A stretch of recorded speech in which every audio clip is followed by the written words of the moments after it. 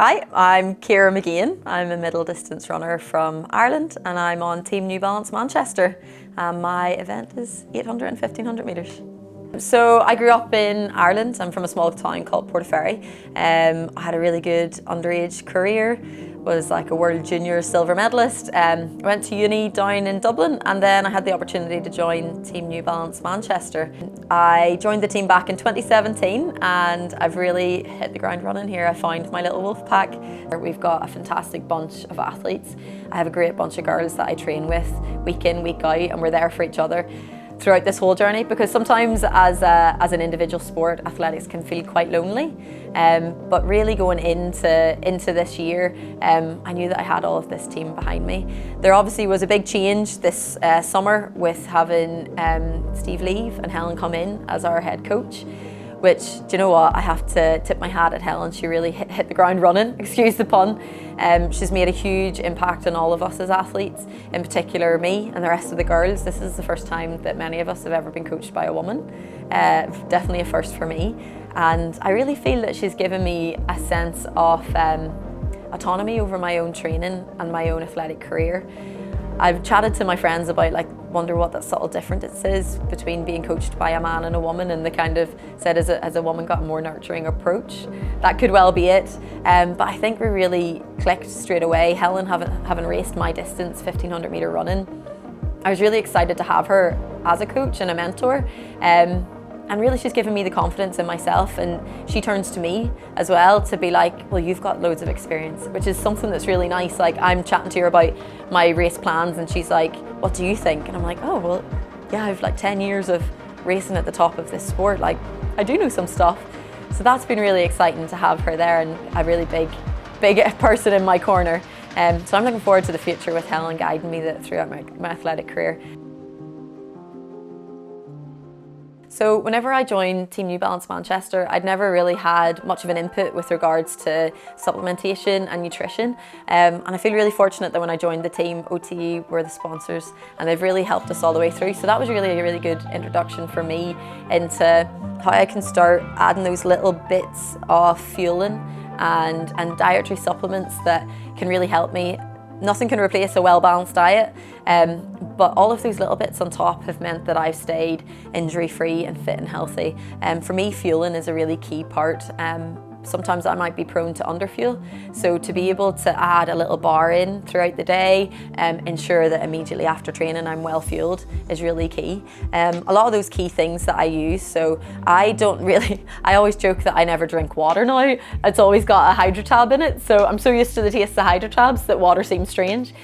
So throughout the day I'll ensure that I have a hydro tab. I really like them, and sometimes if I want to say I've had enough, I'll maybe even split a hydro tab, drop them into a glass of water, or split it if the bottle's smaller. So that's also key, little things that you can adjust. So if I'm in a big bottle, it'll be a full one. If it's a smaller bottle, I might split it.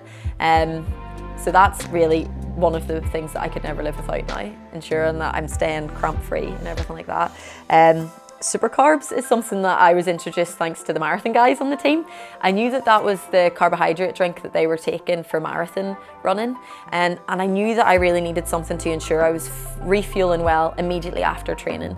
So I'm lucky that I live close to the track here in Manchester, but sometimes we're a little bit further. If we're doing a long run up at Lady Bar, we don't get food immediately. So super carbs are really important for me. So I would ensure that I take them immediately after track sessions and immediately after my long run. And if I know there's going to be a gap between me finishing a training session or finishing a run and getting some fueling, I ensure that I've got super carbs straight in. So that's really important for me and really important in my post-race recovery. I always have a little bit of my protein shake before the gym.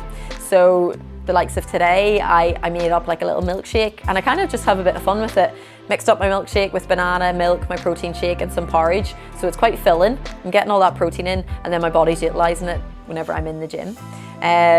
What else do I use? Yeah, my gels. I don't live without my gels now whenever it comes to racing. So usually I'm taking them for racing. I also like to make sure that I practice throughout the year. So key sessions that I think are going to be really tough, I'll take on a gel as if it's a race day, just to ensure that I'm keeping my stomach used to having something come in. And as well, it's just good for me to practice it and reassure that I'm going into that session really well fueled. So they're probably my key ones. And then obviously the anytime bars and the duo bars are dabbled in throughout every day. So if I'm coming back from a training session in the car, I'm often eating one of them. I really like the duo bars for before runs and sessions because they're nice and light. You can have them and they don't feel heavy in your stomach. So yeah, they're my go-tos, and it's really nice to be able to open my cupboard and for them to be there. So I'm very grateful for the support. So yeah, outside of running, whenever I'm not zipping around, I really love gardening. At the beginning of this year, I got an allotment. I applied for it thinking there's not a mission that I could get an allotment in Manchester, and they'd probably phone me whenever I moved back home after my athletic career was over. But yeah, I got an allotment. So I spent my spare time this year planting potatoes, broccoli, cauliflower, peas. I have raspberries, gooseberries, and some flowers at my allotment. So yeah, I feel like an old lady. I'm old before my time, but I really enjoy gardening. It's nice and peaceful. So we have a really good setup here and we train super hard. So like our usual week, really we're getting into the winter block now, and the winter block is mostly based on getting a big block of endurance in. But the weekly routine looks pretty much the same week in, week out, with Monday being an easy day. So that'll kind of consist of an easy run and some strides, and only one run that day, and we all get to do it whenever we want, so we don't meet together. I'll do that on my own and I'll have a lie-in because I love a lie-in. Tuesday then we're on the track or on the Middlewood. This week we were on the track, so we meet up at 9 or half 9 at the track. We get a session done there, so that's a harder session, and then in the evenings we either do an easy run or we supplement with a bike. Getting a little bit older, I find that I need to supplement a little bit more with some cross training. I think it's really important to listen to your body, and that's something that Helen's helped me with this year, to say, you know, it doesn't necessarily always have to be miles on your feet. If you just listen and you still get that stimulus in, then that's good. So that's a Tuesday. Wednesdays are a busy day with 2 runs in gym. So we'll run in the morning. I'll meet the guys here at the house, do our run, have some breakfast up here, then head straight to the gym after that and do a workout there. Then I'll head home, have my lunch, and then head out for an evening run on a Wednesday.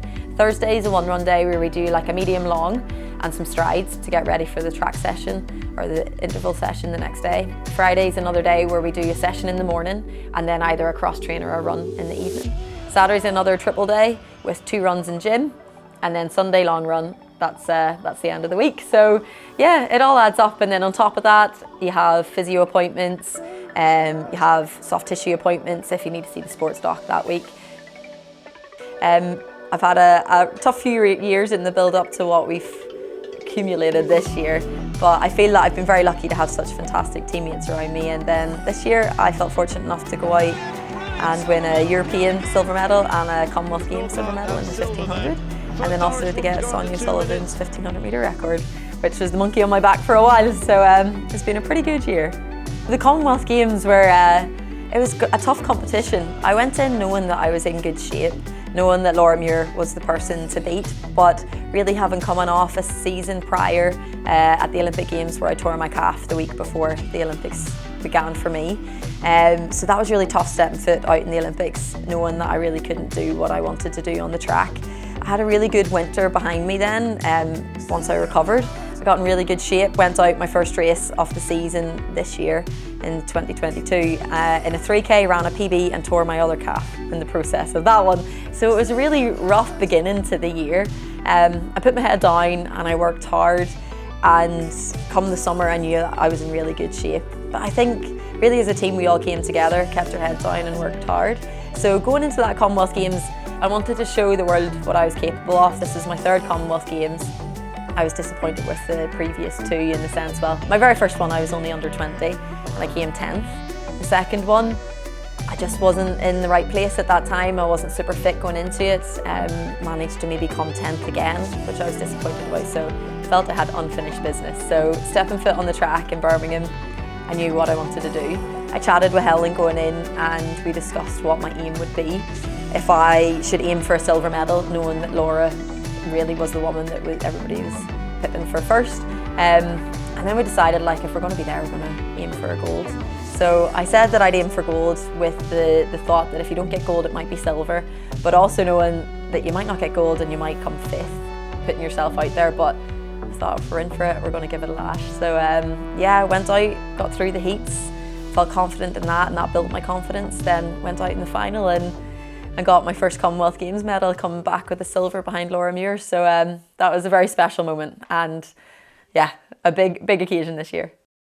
Being so close to home, obviously I'm Northern Irish, so Birmingham's just a stone's throw away, was really special. And in fairness, like, I'm living in Manchester a long time, so it's not that far. I jumped on the train to get down to the race and go into the village, so that's also like an unusual experience, not to have to fly somewhere. But as well, there were so many Northern Irish people over because it was so readily available for everybody, and to look into the crowd and see so many Northern Irish flags was really special. To have that many people there. My parents were over watching. So yeah, it obviously comes with its own pressures, being so close to home and really wanting to do well. But listen, we enter races all the time, and the most pressure comes from us ourselves. So to step out there and have that crowd behind us, to not have to travel a huge amount, to have food and drink that you know and trust, because you're really familiar with it.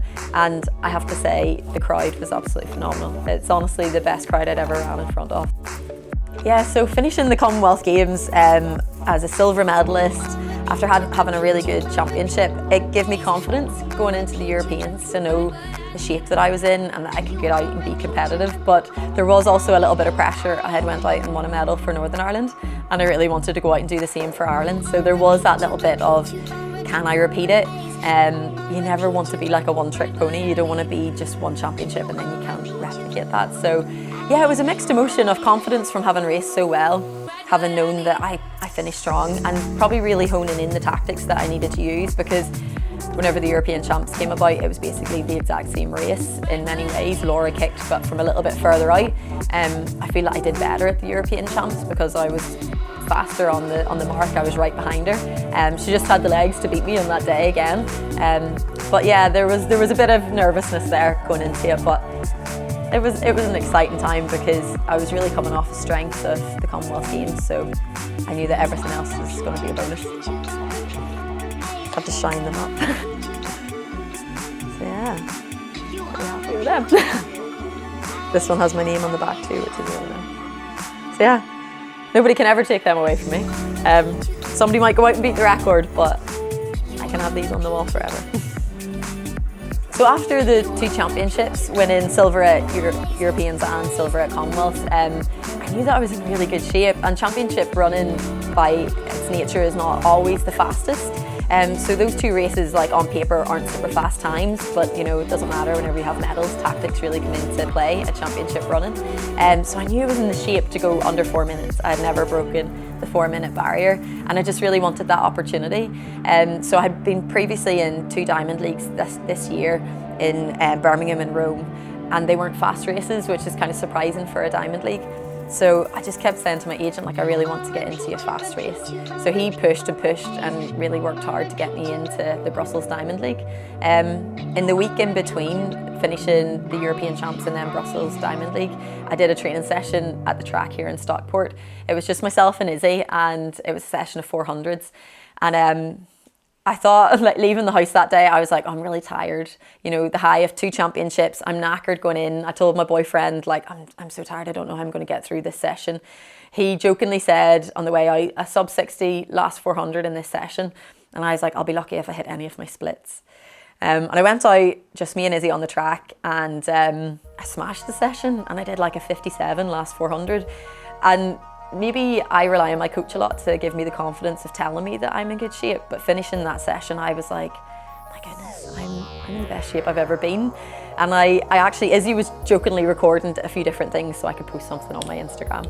And she took a video at the end, and I had my hands on my knees, and she cut it off just after I finished, saying, if I don't get in a fast 15, I'm going to cry, because I'd never felt as good as I'd felt. So going into Brussels, I was like, I'm in really good shape. I know I can break 4.